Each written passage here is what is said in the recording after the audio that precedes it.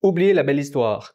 Saviez-vous que la société de production derrière la saga Robotech a cherché à étouffer la franchise Macross? Bienvenue dans cette vidéo qui va vous expliquer le pourquoi de cette affaire incroyable, la motivation derrière le projet Macross 2 et aussi une lecture différente de son scénario.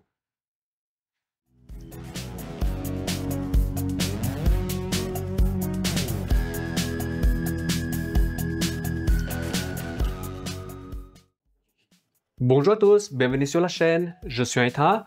Vous n'avez plus besoin de le faire parce que je vais le rechercher pour vous. Comment parler de Macross 2 sans parler de cet événement qui a presque tué la franchise Macross?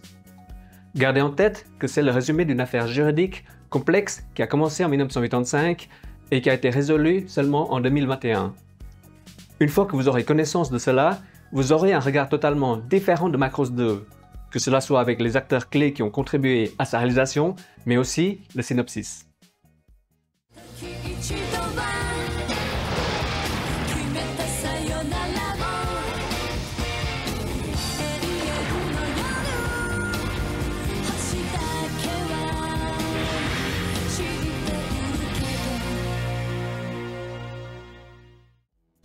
Jusqu'à la fin des années 90, les éditeurs japonais étaient peu regardants sur les licences de leurs séries exportées à l'étranger, principalement en raison de leur manque d'expérience du marché extérieur, de la difficulté à comprendre et à bien lire les contrats d'exploitation internationaux, mais aussi à cause de sociétés peu scrupuleuses.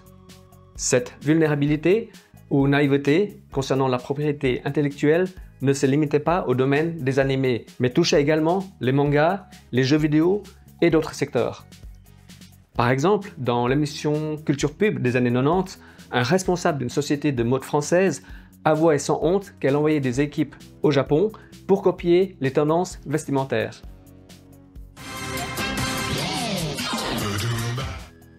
La saga Robotech est un exemple parfait de ce type de problème. Dans les années 80, la société Harmony Gold a acquis les droits de 3 séries japonaises et les a combinées en une seule, Robotech. Peut-être que sur le contrat d'exploitation, ils ont mentionné que des modifications allaient être apportées pour occidentaliser les séries pour leur public. Et il est très probable que les créateurs japonais n'avaient pas été pleinement informés de l'intention réelle du projet. Lorsque les Japonais ont découvert l'ampleur de l'exploitation de Robotech, notamment avec le nombre important de produits dérivés commercialisés comme les comics et les jouets chinois, ils ont voulu défendre leurs droits sur Macross. Et c'est là qu'ils ont découvert que Harmony Gold avait entre-temps déposé en douce la marque Macross à l'international pour étouffer la franchise originale.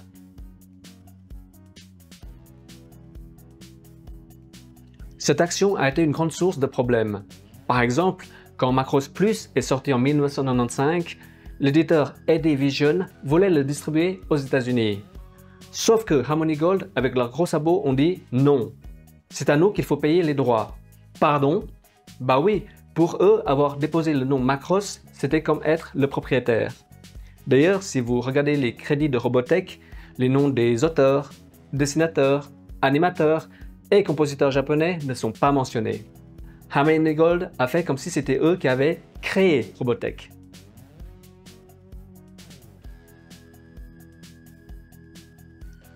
La contre-attaque des éditeurs japonais a été un processus lent et compliqué parce qu'il a fallu réunir tous les studios concernés et trouver un consensus. Mais malgré ça, ce n'était pas gagné parce que Harmony Gold a profité d'une faille. Vous savez, c'est le type de situation où c'est immoral, mais légal. Heureusement, avec l'évolution d'Internet, les fans de Robotech ont pris conscience de l'existence des séries originales japonaises. Malgré la censure, cette prise de conscience a été renforcée par les réseaux sociaux et forums de l'époque, révélant ce que certains fans considèrent comme une supercherie, et le retour de flamme en termes d'image a dû inquiéter les dirigeants de Harmony Gold. Parce que le film Robotech The Shadow Chronicles de 2006 illustre cette situation. L'éditeur américain a supprimé toutes les références à Macross, à l'exception du personnage de Rick Hunter, qui n'est autre que le nom américain du héros de Macross, mais avec un design complètement différent.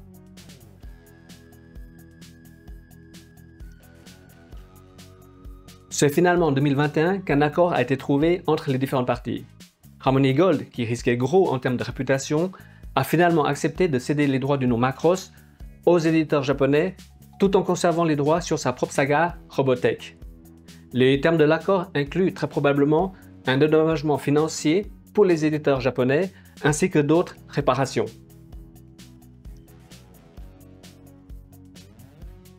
Maintenant que vous savez cela, je vais vous parler de la fiche technique et vous allez mieux comprendre certains choix. Je reviens au début des années 90 et l'affaire Robotech est maintenant connue dans l'industrie de l'animation japonaise. Pour éviter le conflit d'intérêts et préserver le projet, qui était à ses débuts, le studio à l'origine du premier Macross vont laisser la réalisation au studio ICE.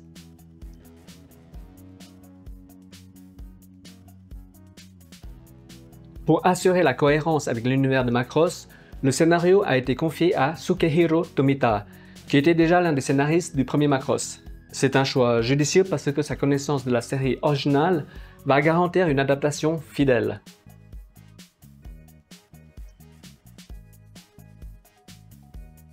La composition musicale sera confiée à Shiro Sagisu, un jeune compositeur qui commence à se faire un nom en collaborant sur plusieurs franchises à succès. Par exemple, pour la bande-son de Fushigi no Umi no Nadia, même s'il n'a pas été le compositeur principal, on sent l'influence.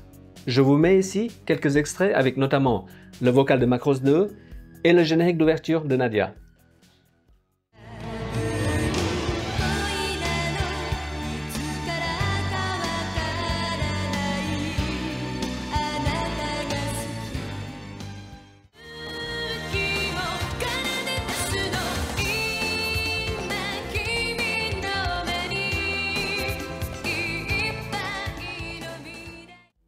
Le design des personnages, leur animation et les illustrations sera confié à Mikimoto Haruhiko et sont très emblématiques.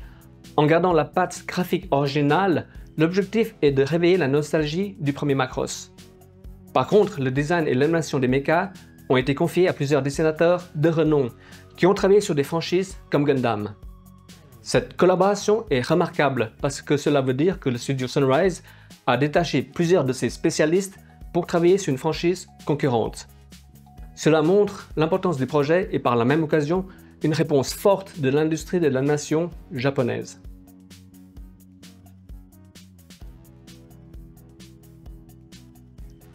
Macross True Lovers Again.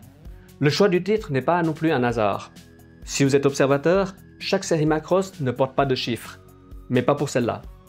Le chiffre 2 avait pour but de porter la question auprès des fans de Robotech, qui croyaient que la suite officielle de Robotech, c'était ça.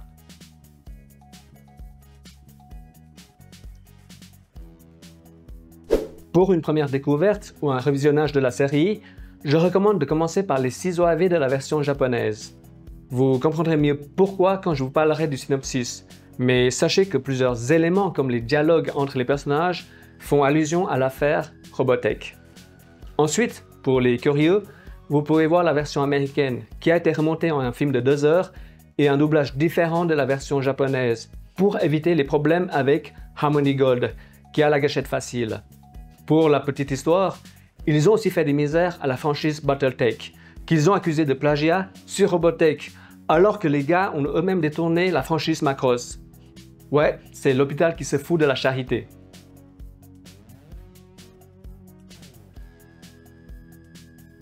Pour le synopsis, je vais me baser sur les OAV originaux. Si vous ne voulez pas être spoilé, allez à la conclusion directement. Vous êtes prêts? 3, 2, 1, c'est parti. L'histoire de Macross 2 se passe 80 ans après la guerre du premier Macross. La découverte de la protoculture a rallié les humains, les Entradi et les Meltradi, des races extraterrestres d'hommes et de femmes qui ne vivaient que pour la guerre. L'héritage de la protoculture n'est autre que la musique, parce qu'elle permet de transmettre des émotions et de créer des liens entre les êtres vivants.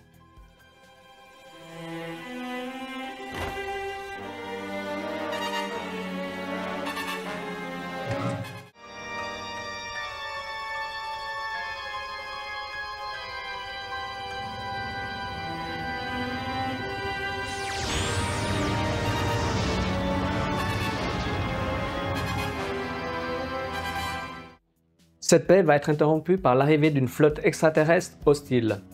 Hibiki, qui est un journaliste, veut couvrir cet événement malgré l'avis négatif de Sylvie, une pilote militaire qui possède des gènes Meltradi.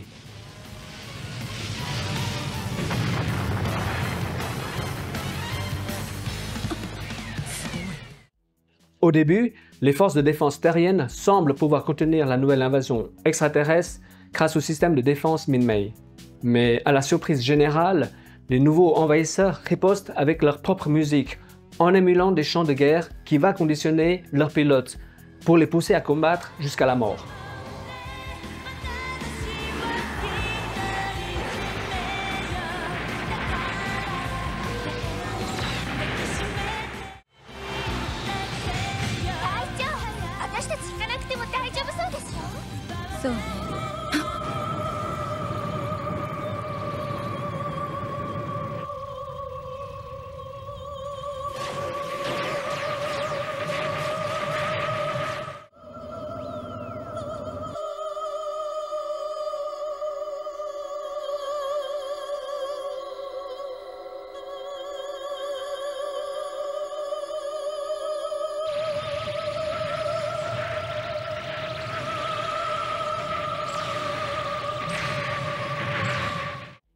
Sylvie, avec son escadron de chasseurs, va s'engager dans la bataille et tenter d'abattre les sources de ce chant. Hibiki, qui veut un scoop, va réussir à entrer dans un croiseur extraterrestre endommagé et va découvrir que les émulateurs sont des jeunes femmes extraterrestres reconditionnées. L'une d'elles sera Ishtar et il va la ramener sur Terre.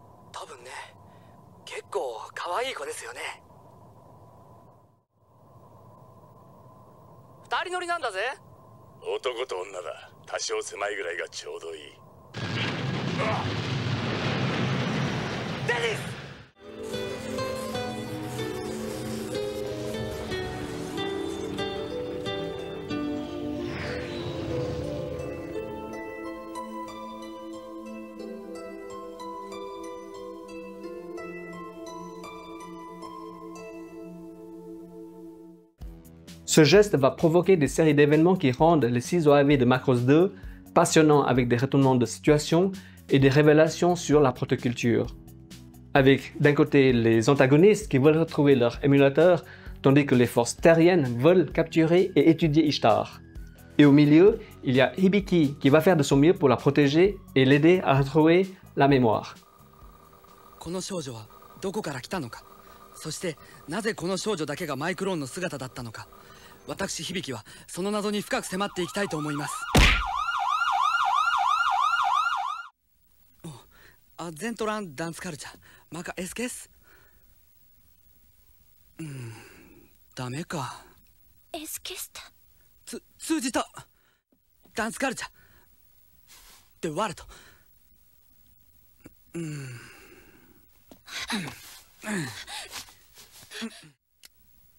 これで俺の言葉わかるだろう。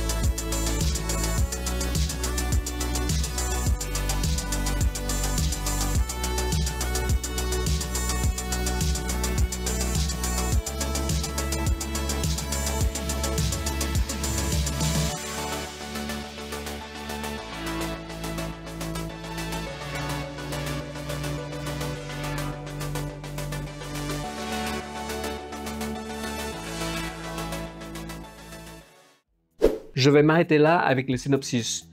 Et si vous le pouvez, essayez de le voir pour vous faire votre propre opinion. Gardez en tête que la version japonaise contient des références subtiles. Si vous n'avez pas encore eu l'occasion de découvrir les ciseaux AV de Macross 2, je vais vous révéler quelques clins d'œil à l'affaire Robotech. Je précise que ça ne dévoilera pas la fin du film qui restera dans l'esprit du premier Macross. Je commence. Après des années de paix, la Terre, ou les éditeurs japonais, qui est l'héritière de la protoculture, la franchise Macross, doit faire face à une nouvelle menace extraterrestre, Harmony Gold. Cet ennemi, qui prétend également détenir l'héritage de la protoculture, utilise un émulateur, Ishtar, Robotech. Pendant la bataille juridique, elle va réussir à quitter ses maîtres et va se retrouver en quête de son identité. Sa rencontre avec Hibiki va élargir sa vision et l'attirer vers le véritable héritage de la protoculture qui représente le partage des émotions, la passion des fans. Pas mal, n'est-ce pas? Sukehiro Tomita, le scénariste, n'a jamais donné d'explication, mais je vous pose la question. Est-ce que vous partagez cette vision de Macross 2, maintenant que vous connaissez le contexte global de cette affaire? N'hésitez pas à partager votre opinion dans les commentaires, je vous lirai. Pour revenir sur le conflit avec Harmony Gold, qui s'est soldé par un accord en 2021, je trouve que ce dénouement est une très bonne chose.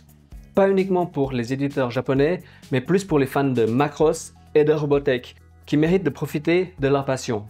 C'est aussi avant tout une belle histoire de réconciliation pour une communauté de fans qui n'a jamais cessé d'aimer ces deux séries qui ont bercé leur enfance.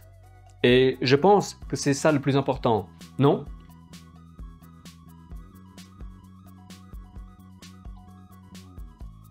Voilà, nous arrivons à la fin de cette vidéo sur les origines de Macross 2 et les dessous de la saga Robotech. Le prochain thème de la prochaine vidéo sera moins compliqué et va vous faire chavirer, puisqu'il sera dédié à l'amour, avec notamment des scènes de baisers dans les animés qui vont parler à plusieurs d'entre vous. En attendant, je vous dis à bientôt et prenez soin de vous, c'est très important.